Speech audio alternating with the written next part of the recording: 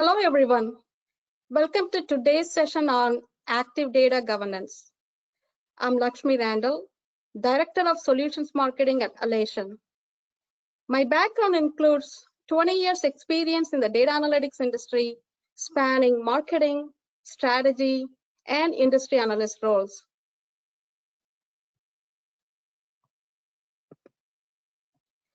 Joining me today from Cisco are two Jedi Masters of Data Governance, Abra and Aisha Memon. Abra is Senior Manager, Enterprise Data Governance at Cisco. She's a well-rounded data management leader with extensive experience in managing large enterprise data initiatives. Aisha is Data Governance Lead at Cisco. She drives data democratization across the Cisco enterprise in support of digital transformation. I will begin today's presentation by providing insights on why governance is top of mind and why a modern active approach is necessary to meet the needs of digital business. Next, Abra will recount why the traditional approach to governance failed at Cisco and how the company is employing an active approach to governance for successful outcomes. Then, Aisha will explain how Cisco is enabling a trustworthy data foundation using Alation Data Catalog.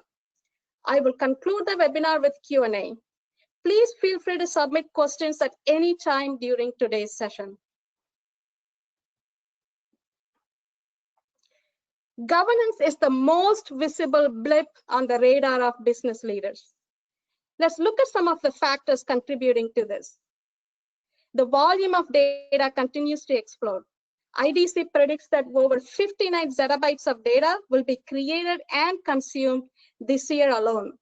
Notably, the forecast shows a dramatic uptick in data consumption due to the boom in work-from-home activity caused by COVID-19. Furthermore, IDC predicts drastic increases in metadata and sensor data, potentially surpassing all other data types in the near future. This growing volume of data is not going to govern itself. Do you think your current approach to governance facilitates an operating model that scales with the data growth? Ongoing data breaches and demands to comply with a growing list of regulations are hastening the need for effective governance. Although it is imperative that enterprises like yours comply with regulations, ask yourself if your approach to governance treats compliance merely as a checkbox item.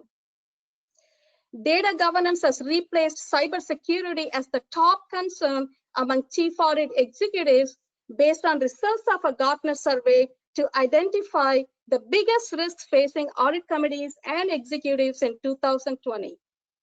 According to Gartner, despite the strategic importance of data, organizations have been slow in adopting data governance, putting them at risk of large fines, poor decision-making, and misallocation of critical resources. Considering these risks and far-reaching consequences, why are companies slow to adopt data governance, especially when enterprises are incentivized to leverage data as a strategic asset, and there are so many frameworks to choose from? The answer to this question is the traditional approach to data governance is becoming obsolete. It has lost its usefulness in modern digital business environments where data spans many use cases and contexts, where distribution of responsibility and decision rights are becoming important, where community engagement is becoming essential. Data-first model focuses on governing data in contrast to governing people's actions related to data use. The command and control nature of traditional governance dictates policies without considering the interests and needs of business. It assigns responsibilities without regard to people's competencies, principles, attitudes, and their existing relationships with the data. This alienates data workers who are then reluctant to buy into governance practice. The passive document-centric focus creates a disconnect between policies and actions because governance is not embedded in people's familiar day-to-day activities. Such a document-centric approach is great for passing audits, but not for building a compliance-aware data culture, nor for deriving optimal value from your data assets. Compliance and risk mitigation represent anchors for traditional governance that perpetuate a narrowly focused, monolithic, centralized, one-size-fits-all approach, inhibiting agility and data democratization. Companies perceive governance as a long, expensive journey that they are reluctant to take. This approach relies on creating new processes and procedures over an extended period and thus fails to deliver timely incremental value to the business. Traditional approach does not prioritize innovation through governance, thus does not adapt to the needs of digital business. This is evidenced in Gartner's strategic planning assumption that only 20% of companies investing in governance initiatives will succeed in scaling governance for digital business through 2022. Now that we have reviewed the pitfalls of the traditional approach, let's examine a different approach that focuses on the demands of digital business. Modern enterprises like yours are distributed yet interconnected, dynamic yet disruptible. You need to apply data to navigate the current landscape of pandemic risks and resulting economic crisis. You need a practical approach to governance. You need active data governance. It's people first. This approach governs the behavior of people who work with the data as the means to govern the data. It starts by recognizing people's existing relationship with data and then formulates an operating model of roles and responsibilities that connects with their needs and aligns with their day-to-day activities. This fosters buy-in and enables distribution of decision rights and accountability. It's operationalized. In contrast to the traditional approach of merely documenting and creating glossaries or treating compliance as a checkbox, the active approach embeds governance in the day-to-day activities of data users, effectively applying governance at the point of data use. Policies are actively communicated at the point of data consumption, building a privacy-aware, compliance-aware, and ethics-aware data culture. This approach actively measures progress against policies, standards, and targets by using analytics to identify information gaps that are then addressed by the community. It's collaborative. This approach is collaborative and community-driven as opposed to committee-controlled. It actively engages community members in contributing to and benefiting from the corpus of knowledge. The result is a common trust model wherein the breadth, depth, and quality of information is enhanced, which in turn attracts more people to the community. It's intelligent. The active approach employs intelligence to automate facets of governance to scale. It uses AI and ML to drive capabilities like intelligent stewardship, behavior insights, automated business glossary, data classification, natural language-based search, and more. It's adaptive. Rather than advocating one-size-fits-all, this approach adapts to changing business conditions to continuously deliver value and drive outcomes. It is sensitive to both opportunities and to risks. It views governance through the lens of business outcomes in deciding what needs to be governed and to what degree by discovering the most strategic data assets. Active governance contributes to building a data culture that is essential to driving digital transformation. Alation instills and promotes a strong data culture throughout the organization using a three-pronged strategy. Data search and discovery. Data workers can quickly and easily find and use trusted certified data. Data loses its integrity as it is copied multiple times, resulting in many disconnected versions, which creates a lack of trust. So it is imperative that data workers use certified and trusted data assets that enable accurate decision making. Data literacy promotes data understanding of data by surfacing everything that the user should know about the data. Where did the data come from? Who's using it? How are they using it? Can it be trusted? What is the data provenance? What is the data pedigree? What are the associated policies? what is the business context? So it answers questions like this using the rich metadata available in the catalog. Data governance. As discussed in the previous slide, Alation actively embeds governance in users' familiar workflows, ensuring that people are using the data responsibly and confidently. So in conclusion, a strong data culture in conjunction with a trustworthy data foundation helps companies like yours to protect, grow, and transform your business by delivering greater impact with data and analytics. Now, please take a moment to answer 3 polling questions. I'm sure that the results of the poll will be of interest to you and your peers on this call.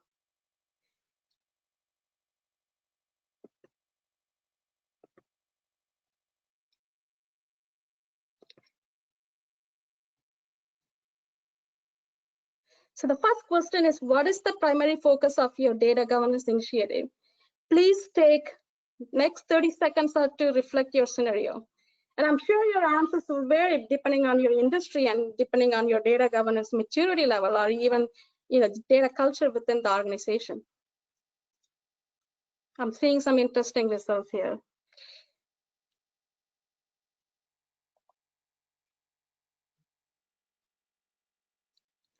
Okay, I don't have the option to share the results here, but I see improved data quality being the primary driver, followed by compliance and risk mitigation, followed by data democratization, and then innovation. So data quality, compliance and risk mitigation, followed by data democratization and innovation. So that gives some insights into what peers like you are doing with data governance. I'm now closing the polling for the first question. Thank you, everyone. The second question is, are you measuring the success of your governance initiative? Again, please take a few moments or few seconds to reflect your scenario here. These are metrics around improvements driven by governance practice. Some of you may have governance program running, but no metrics. Some of you might have metrics in mind, but you're not currently measuring it. Perhaps you're flying blind and no metrics or measurement in place. Okay, so I can see the results come through. So majority of you are not measuring. So I see over 50% no, and 30% yes, and 20% unknown. So again, this is a great insight for you and your peers. Thank you. Okay. So I'm now closing this poll, and I will launch the third question here. So the last question is for folks who answered yes to the second question. Are your measurements tied to business outcomes? The business outcomes could be launching new data products and services. The business outcome could be just complying with a specific regulation. Or your business outcome could be growing your revenue. So you have KPIs that somehow you link it to the underlying data assets. Okay, so please take a moment to answer. I see the numbers coming through. So I see 42% yes, they are linked to the business outcome, and 26% indicate not linked to the business outcome, and 30% unknown, probably because you're not directly involved in measuring the success of data governance, or perhaps you're not aware if you're it's being measured within your organization. So these insights are extremely useful to the audience. Okay, I will now close the third poll. Thanks everyone for taking the poll. Now I will hand off to Abra to share Cisco's governance journey with you. Abra, take it away.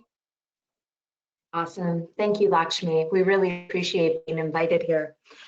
My name is Abra. I work at Cisco. I currently, as Lakshmi said, I'm the Senior Manager of Enterprise Data Governance within the data and analytics organization. So what is Cisco? Cisco is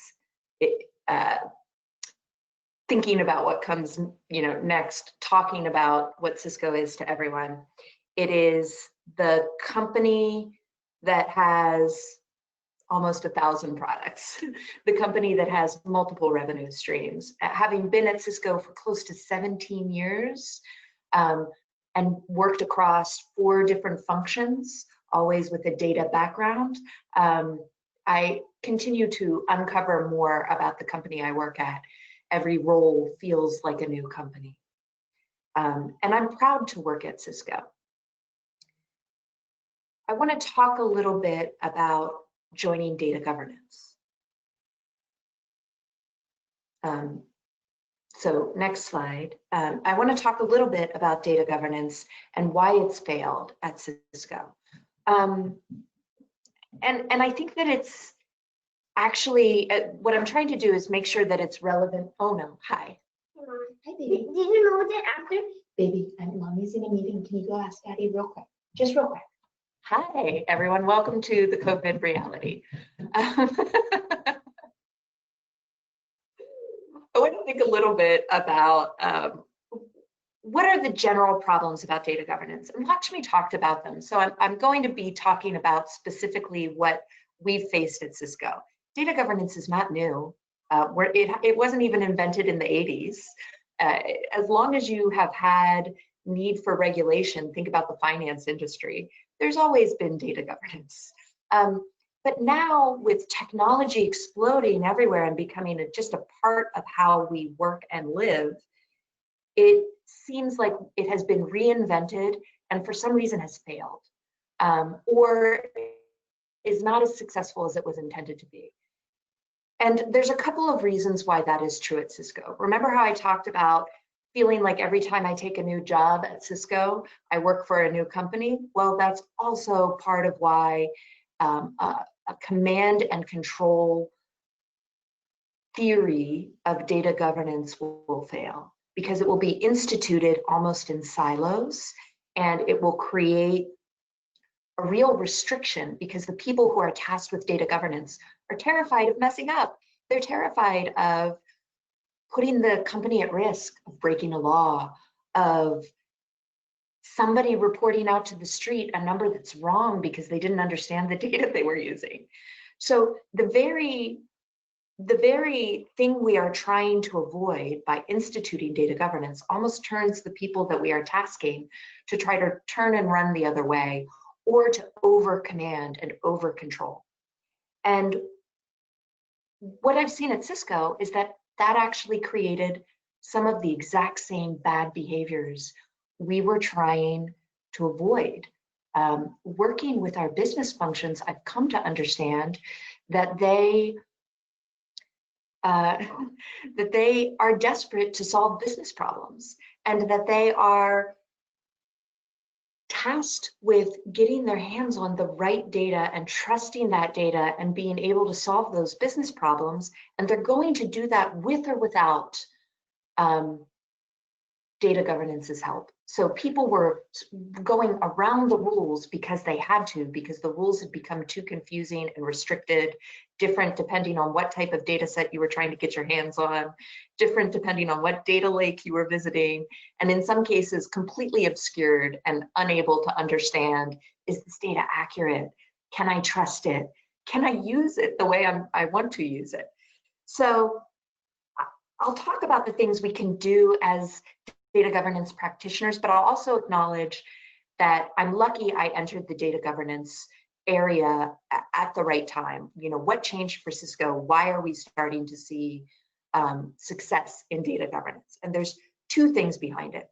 One, which is, you know, pure luck for me and outside of all of our control, is that Cisco created a data and analytics organization within operations 3 years ago.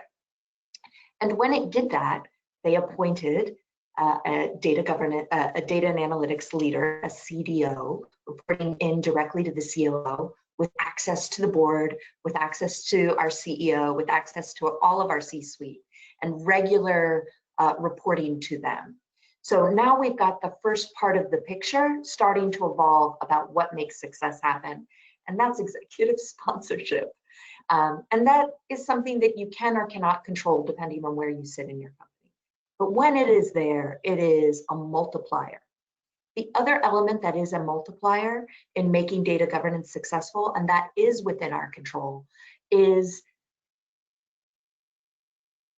ensuring that we partner with our business functions and our business units and having a conversation about the transformation they are trying to drive, the way they intend to use data, the way they need it to be used, what institutes trust for them, which underlies, which is the underlying reason we work on data quality.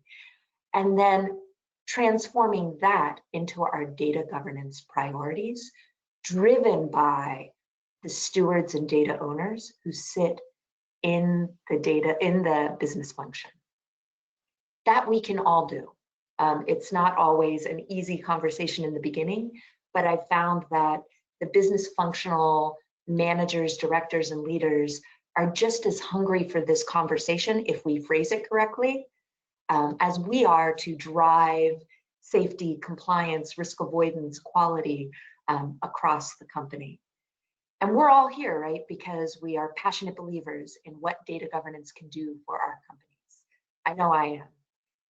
So that first step, which is understanding the priorities of those we are trying to protect and enable, and speaking the language that will resonate with them about the transformation, the business uses, where they're stuck, where they can't make decisions because they don't have access to or don't trust the data they have access to. That, I think, we've seen a really good traction, and that's something anybody can start to build within their company. And then finally, now that we've got those two puzzle pieces together, we are starting the journey of creating a centralized data governance function, having conversations with our IT counterparts, with our security units, with our engineering units, customer success, where they've had their own version of data governance for so long. And rather than trying to take over, being the bridge, being the connector to all of those different units so that we're consistent in our approach, so that we measure across the same framework, and so that we define success in a consistent way. It's great to be in the middle of this journey. We don't have all the answers, but what are we focused on for next year, and how did we have that focus? Well, I'll go to what comes next for us, which is in our data governance, in our data governance spokes. This is where we put the proof in the pudding. Cisco is in our fiscal year end. This is the last week of our fiscal year. Next year for us, which starts next week, next year for us, we've got a slew of corporate priorities that my group, with the help of our CDO, is lined up to go be a part of that process. If we are working on recurring revenue, on new operating models, new go-to-markets, if we are working on transforming our revenue stream, if we are working on reinvigorating or revising our supplier strategy, all of those strategic initiatives, what we've seen in the past is they show up at the tail end of that transformation with one of two or perhaps both use cases. Number one, they're very upset because the data quality prevented the transformation that was intended. Or number two, they show up at the end terrified that they've broken some rule. Oh my God, GDPR, am I in trouble? Please tell me I'm allowed to do what I've already done without consulting you. By having our group embedded up front, talking about building trust for data, talking about having the business functions define data usage intentions and data quality minimum criteria, now all of a sudden we're in front with those initiatives. And we are a a small team, and we do not intend to be a giant team because otherwise the hub and spoke model becomes untenable. So we prioritize along with the corporate priorities, which for us, we've got a fresh slew of corporate priorities to go after starting next week. And so we're excited and invigorated going into our new fiscal year.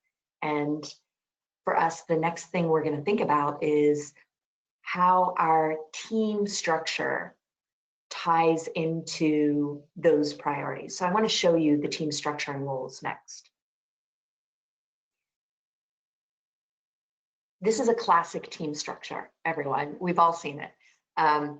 This is an enterprise data governance leader, myself, reporting into a VP under our CDO, and I manage the team in a traditional way. We've got our data governance spokes enablement, those who go out to those hubs and make sure we all have consistent framework, consistent measurement. We have data quality management, and we have a policy desk that works on our data policies and embeds them into our, our domains, our objects, our table structures, our columns, so that the rules and the policies are understood at every level. This, for most of us on the call, is sort of table stakes. This is how we've been working for a long time. I've referenced it, Lakshmi's referenced it, we even saw it in the poll, data democratization. I'm trying to talk about this in business terms so I don't come across as like, I'm a true believer in data democratization. So I'll talk about what we're doing and what it means for Cisco. We're making sure that as we work with our stewards and our data owners, every bit of information, every bit of criteria, every use case we get, we take back. And the first part for us of democratization is to catalog all of the different information in a way that is widely available across the company. And whether you are technical, an analyst, or a business user, we ensure that we have a description of what is the use of bookings data. What are the reasons that it is or is not allowed to be used? What is the minimum threshold of quality? How is it defined? How is it measured? And why does that impact what data you're allowed to use in what situation? Where do you go to get access to it? Does it break any laws if you misuse this data, which we all know with bookings data it does. So that's how we're using the data catalog in our governance spokes enablement. In our quality management space, this is something that we're really enabling in the next fiscal year. We've just started to scratch the surface of connecting upstream, at rest, and downstream data in a consistent way so that you can understand the transformation of data across every part of the journey and talk about quality in a way that the business stakeholders care about. The VPs in customer success, the directors in supply chain, the sales managers in the sales organization, they do not care about how consistent our data is. They do not care about how complete our data is. They do not care about sort of how often it is refreshed. What they really care about is, can I trust it? Can I trust it? Can I use it for my business purpose? And so our premise is, by building those connections, and we're using Alation to build out that lineage capability upstream and downstream, now we can start to build out premises that we can take back to our business users and have conversations about, hey, this is fabulous that you are furious about your data quality. Did you know that within your own organization, you've created 10 to 15 Tableau dashboards inconsistently? And that's why you don't understand what is the right data set? Let me show you.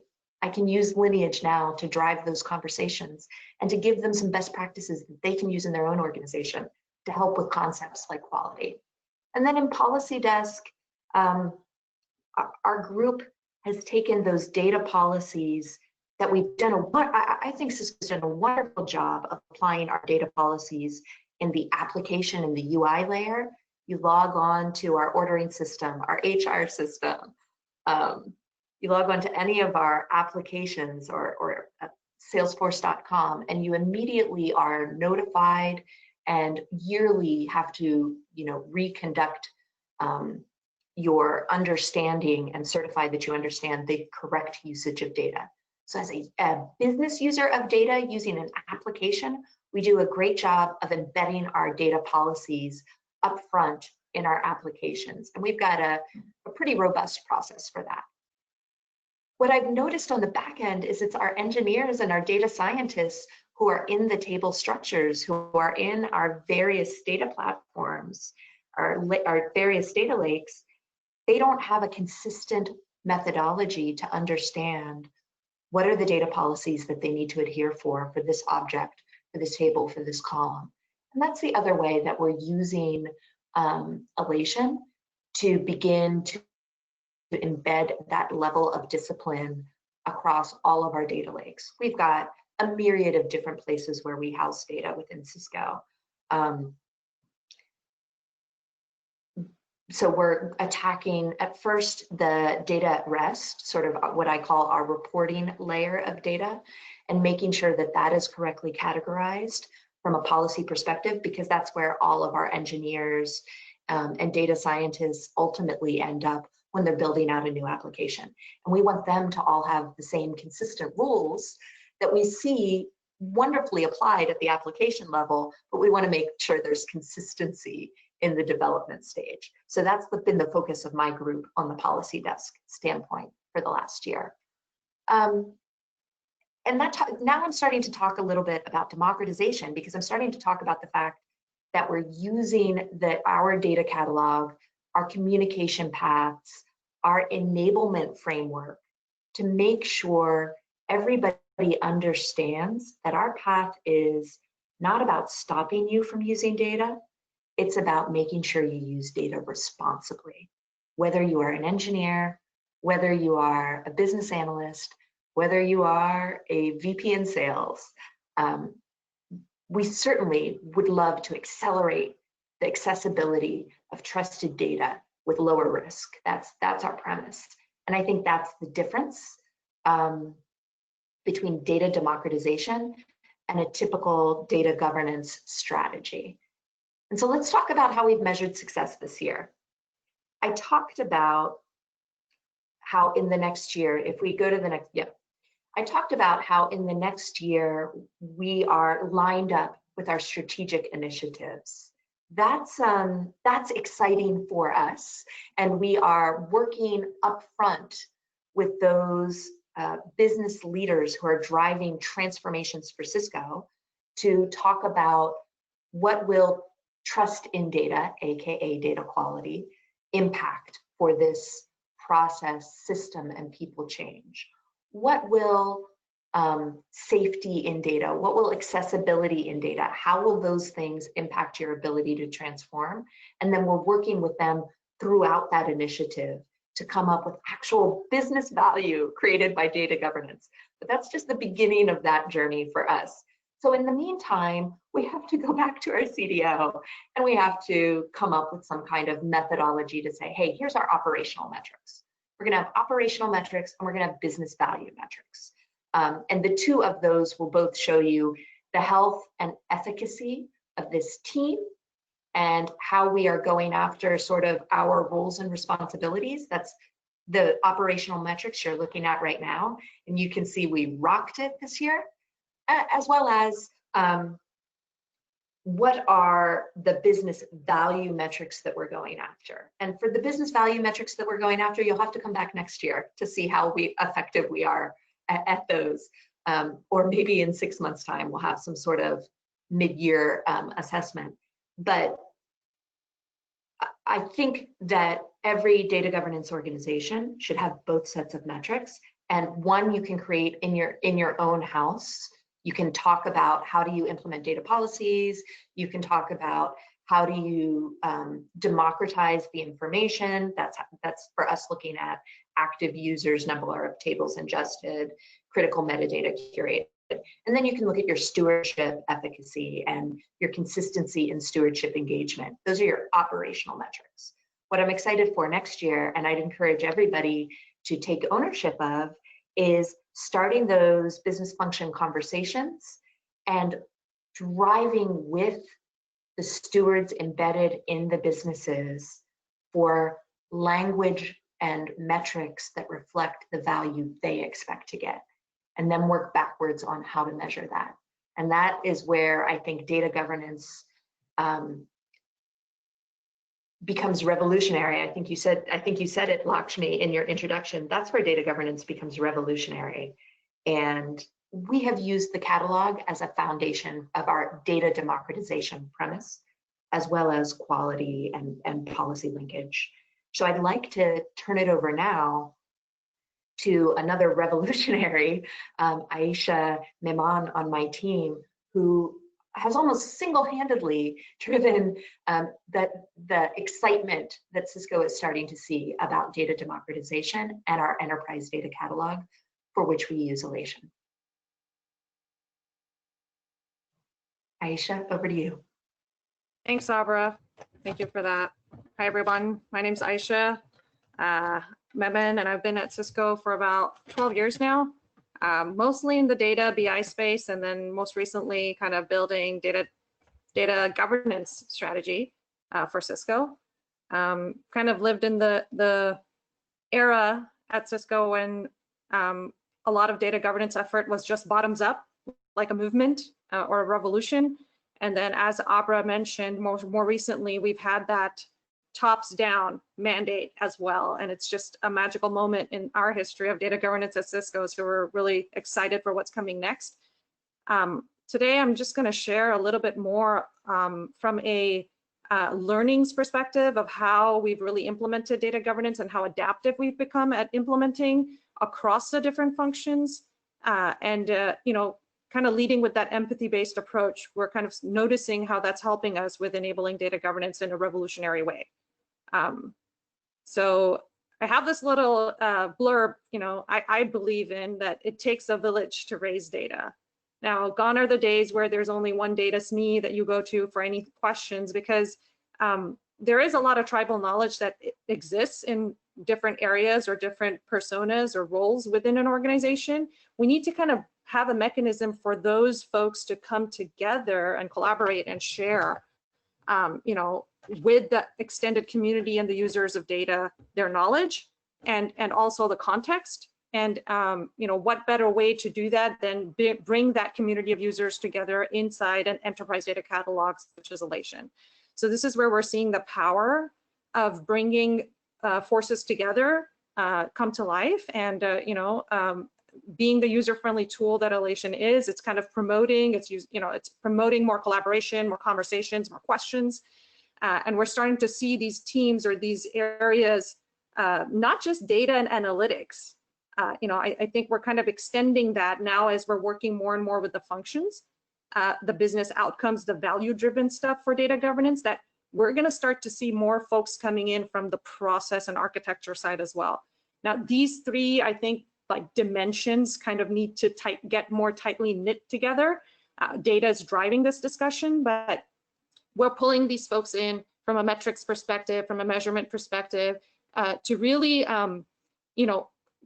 launch the insights that analytics finds, and then make the mechanism to productionalize it in the business right away, right? So this is what the future of data governance, I feel, where we're headed, kind of facilitates. And we're excited for that. I feel like, for any journey, for any organization's journey towards data governance, it's going to be a little bit, custom to you, to your circumstances, to your culture, to where you are at your maturity level for data governance and the appetite for it, right? But I think in any part of that journey, being that person or the lead driving data governance, you need to understand the users and the roles and the behaviors, and even address any fears or insecurities that are coming in. Even considering the world we're in right now with the COVID-19 situation, the shelter in place, the inability to really, walk up to somebody and ask questions type of thing, we need to understand what's happening in our environment and kind of be more transparent and talk about those fears and insecurities openly, right? And build something, we measure it, and then we learn. And I think that learning aspect is very important because that's what makes us adaptable, and we take those learnings, and in the iterative approach, we continue to improve our approach, right? So this is where I feel like we gain the trust of our stewards, we gain the trust of our analysts and the data scientist community, and we can just make that momentum and keep going forward. We're striving for some things that are like actualization, and I think for any revolution or any type of data democratization effort, you need to have this pathway to get to that end state, which is an actualized organization. Go ahead, Lakshmi. We can go to the next slide.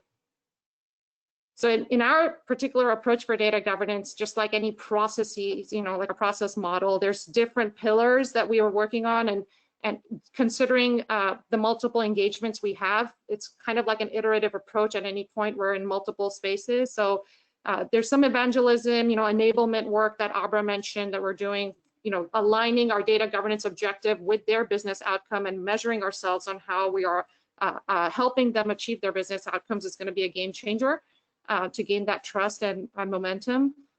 There's pillars, focused on learning and development, training, obviously, and then actual, ingesting more and more data into Alation and making that visible for the user community is the operational side of what we do and how we're maintaining that.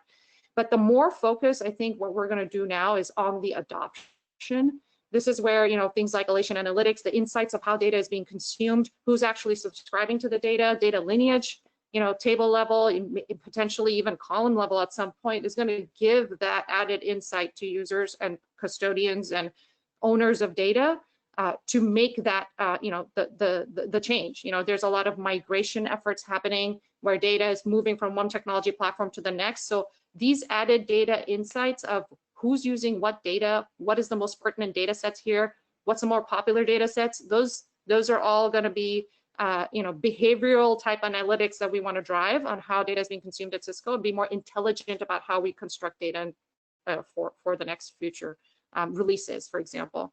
And then overall, everything we're doing is leading towards transformation, right? This is where, as a company, we're transforming data, people, processes, technology, everything's going through this transformation. So we want to drive our data governance approach to facilitate that transformation. These policies that are in place, these processes that are in place are all enabling transformation and overall making the company a little bit more adaptive and transformative. So I'd like to share real quick some of the techniques that worked well for us. And again, being, considering where you are in your journey of data governance, it may help you. So, there's a lot of benefits in driving a culture where people are not necessarily always needing a carrot at the end of the stick to continue to stay motivated, right? We want to inspire people to do the right thing, right? And this is where that self-governance comes into play. Even right now, the situation with the whole pandemic, for example, just going back to that example, even city governments, county governments, everywhere you look, there's this need to kind of balance this approach of governance. Essentially, human beings, we probably don't like to be policed. We don't want to be governed. This is like, there's a reluctance to having somebody watching, big brother's watching you kind of mentality, right? There's a fear. But I think balancing that always with the, kind of the command and control with the democratization and the benefits that everybody receives from this type of governance and following of the laws, I think that type of messaging, we can take that into a data governance world as well and learn from what's happening in the world and implement it in data governance. I think there's a need to do that. There might be some reforms of data governance. Who knows? We might be needing to, compile some of those as we learn what's happening in the world today. But as far as our approach is concerned, we have events that happen in our data and analytics world. Our CDO has launched the Data Symposium. It's an annual event at Cisco where multiple communities of data attend, and it's a very popular event. Historically, it's always been held in physical locations like at San Jose and Krakow and Bangalore, etc. This year, for the first time, it's held as a virtual event, right? A digital event. So we're really excited. These are some of the pictures of our last year's event where we had our first launch, like a presence of the data governance team and enterprise data catalog Alation at the symposium. And we got a lot of positive attention. Obviously with Chewbacca there was a lot of, folks coming in to meet us and greet us, but we got to know a lot of our user base, and it kind of brought Alation and our enterprise data catalog to the forefront of, anybody needing any data. This is the place you go. This is where you go to search for data. It's like a Wikipedia for data. So I think that messaging, people resonated with it real well, and they started to see that we're kind of the resistance, right? We're launching this, we're the forces coming together to do this the right way at Cisco, and they trust us. And the other thing I just want to point out, as a team, I feel like this is a team effort. The more fun we have as a team, the more trust we have as a team, that energy comes forth, and it kind of becomes this, contagious energy that spreads across.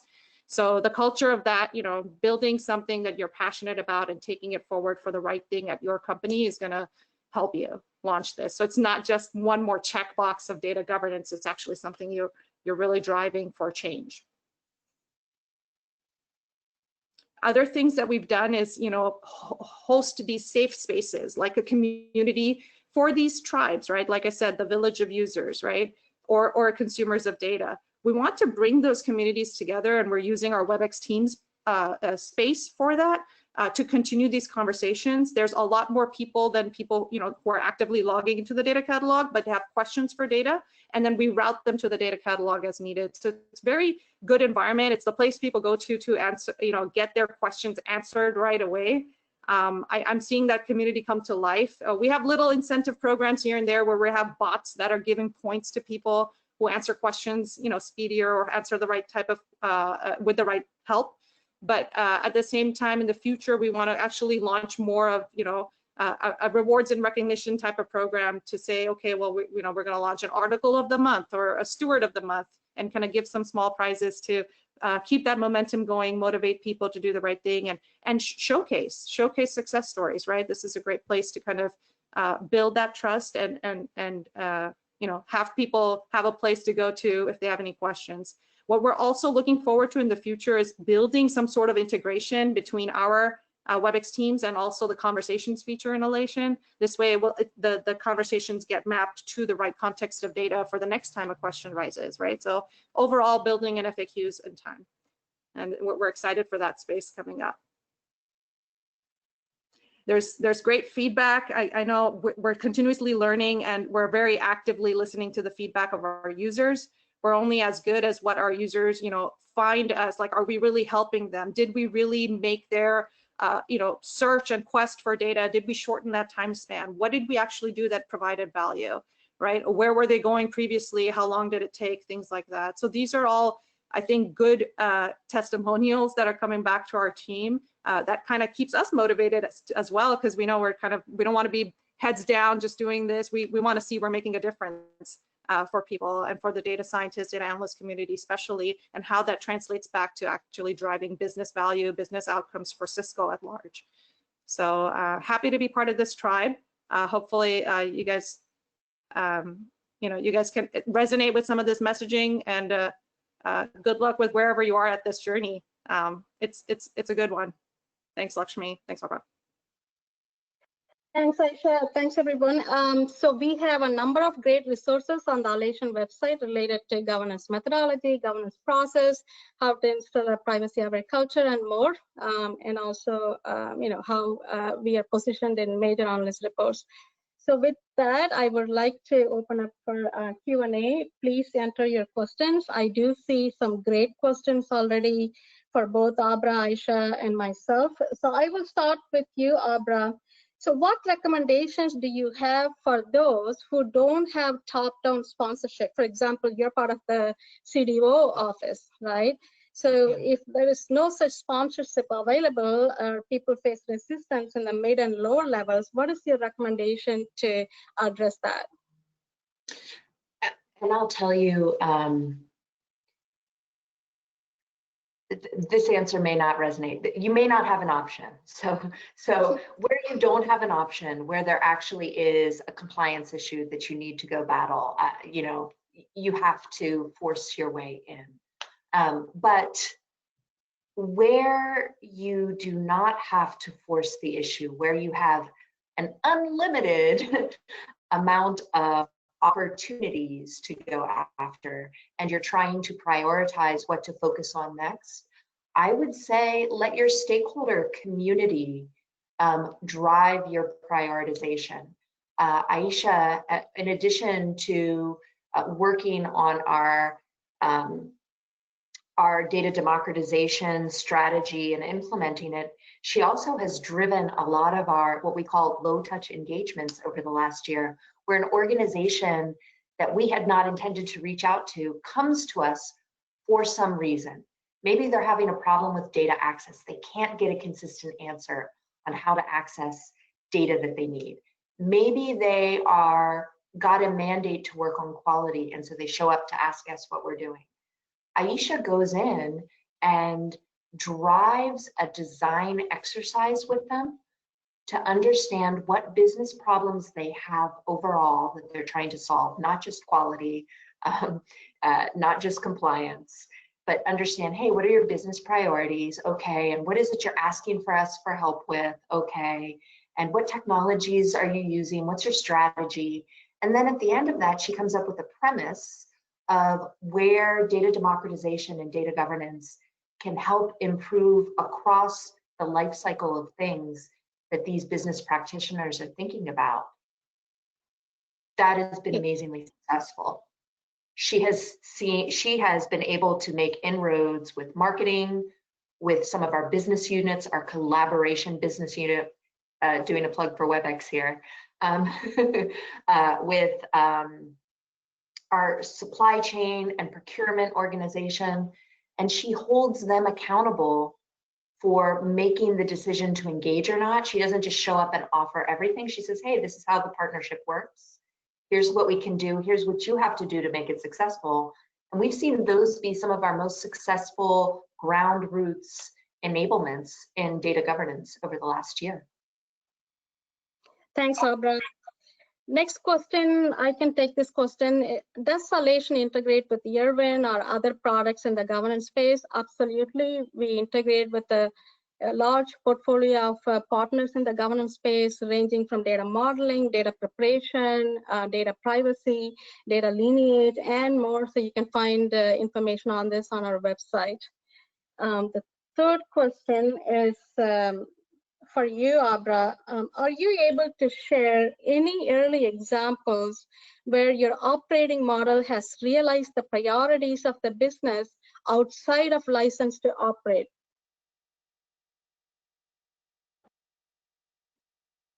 Sabra? I guess, yeah, so, yeah, so I guess I will point to let's talk about procurement. And Aisha, tell me if you agree that that's a good example. Yeah, it is, Abra. Yeah, so let's talk about procurement. Procurement is a sister function or a brother function, depending on how you look at it, within operations. And Cisco's 36 years old. I don't want to talk about how old I am. Cisco's 36 years old, and it has, I forget what the metric was that we showed in the beginning, but we've over the last few years, we've been accumulating businesses and creating new business units and creating new go-to-market models at a rapid pace for at least the last 10 to 15 years.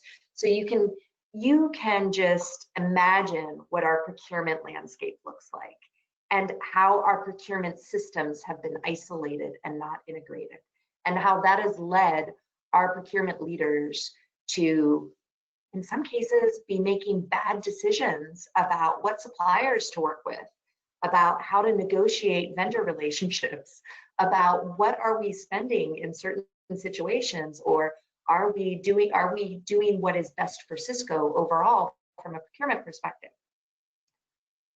They showed up on our door and said, hey, we want to know what you're doing for data governance, and we want to work with you on that so that we can allow our leaders to make better procurement decisions. So it wasn't, hey, we want to command and control. They actually showed up with the opposite intention, and we're getting similar conversations from HR of all functions, saying our command and control and our isolated, siloed approach has actually led to us not being able to make quick and accurate business decisions. So we instituted an effort with them over the last year, and I am anticipating getting that value case back from them within the next week or so, because we're at the end of our fiscal year. But what I've heard from the head of procurement and from her right-hand governance institutor, Rob Flonecki, is that we're going to get a huge return on investment just from some really simple data governance practices and from some really simple data democratization practices. I don't have the number yet, but I'm really excited because what I'm hearing from them is that the return that we're getting is quite exciting, and it comes back to the business value. This will be our first incoming metric on business value. So cross your fingers and wait for more. Yeah, I'd just like to add to that real quick, Abra, exactly the same point, but that story seems to be repeating in other areas of any functions as well. It's just the whatever was needed to be done at the time was done in that unit, and then scalability comes into play, and then they run into these issues, and then they reach out to governance and they want to redo this the right way. So I feel like data strategy, data architecture, business architecture, all of those communities are coming together, and with data governance also with a seat at the table to plan this the right way. It's kind of like take two, let's do it the right way this time. And I feel like that's really an exciting input, because then they build the data governance within their processes as opposed to thinking of it as an afterthought, because then you're never going to catch up if you're just doing documentation for the sake of documentation, because it's not as exciting. So I really feel that that's the change. Thank you. That's an excellent point, Aisha. The next question is for you. Have you or will you be setting up a business community structure to cross-fertilize the knowledge you're fueling? I think that's part of the whole hub and spoke model, right? We're enabling stewards, data custodians, and data owners across, right? And our team is kind of that center, but the whole hub and spoke model works in a way where we're not just kind of identifying who those stewards are, we're actually enabling them, and we want to be considered like we're their data governance coach. You know, we want to kind of have them embody what that data governance needs to be for their function. They have freedom to do that and make it their own journey, but we're kind of like that I guess you know, the people that are guiding them with the frameworks, with the policies, with the, you know, the work that's happening behind the scenes, at the same time balancing it with their autonomy. So okay, can I do a plug for you, Aisha? Because you didn't mention it. Aisha set up an online community. We've got a technology we use called TeamSpace. She set up an online community for new EDC Alation users, and also for new practitioners in Snowflake, because we're making a transition there. That community has grown to over 500 active users, regularly asking questions, looking for knowledge sharing, understanding technologies, and underlying thirst for data. That, I mean, that community has been really fun to participate in. yeah, and it's kind of like this old way of thinking. It's not intellectual property, it's actually democratizing the knowledge, right? Sharing knowledge, contributing. It's kind of like open source. Like, let's all like kind of go there. And I think that's really taking up momentum. That's how we're dealing with it. Thank you. I think we have so many great questions. We can go for another hour. Unfortunately, we are getting close to the time. So one more question for Abra. Is the hub that manages the infrastructure of data governance and the spokes execute their own projects and use cases in the platform, or the hub offers some support in executing those projects and use cases? So basically the question is, how does the hub help the spokes, how well it is interconnected? Yeah, I didn't spend a lot of time, you know, we didn't have a lot of time to go through it, but one of the things that we had when we talked about our team structure is we kind of have three premises of how we engage. One is the enablement, where we show up with a full-on enablement capability to enable the business owners and the business stewards to understand the roles and responsibilities, be trained, co-design success metrics, implement underlying quality framework, We do all of that in concert with them, supporting them. So that's where we are very hands-on and supportive. Then we also have a section of our team that is called advisory, where groups show up and we are like a COE that says, hey, here's compliance management, here's the rules on PII, here's data classification and the rules about who can access data underneath it. Here's how to address audit remediation, etc. And then underneath, in the third sort of across the whole entire team framework, we have this concept of collaboration, which is more self-enabled. Hey, these are the things you can do on your own. Please go reference these materials. We're not going to try to govern the way you implement your own projects. So we sort of have all three flavors depending on the priority, the commitment from the business function, and sort of the use case. Great, thanks, Abra. Thanks, everyone. As depicted on the screens, we have a number of great resources available on the Alation website. And, we are really fortunate to have such a passionate audience with, very thoughtful questions. And, we will follow up and address those questions and point you to the right place to get answers. So with that, I would like to wrap up the webinar. Thank you very much for attending this webinar. We look forward to connecting with you. Thank you. Thanks, Awais and Lakshmi. Yeah, thank you for the opportunity. Appreciate it.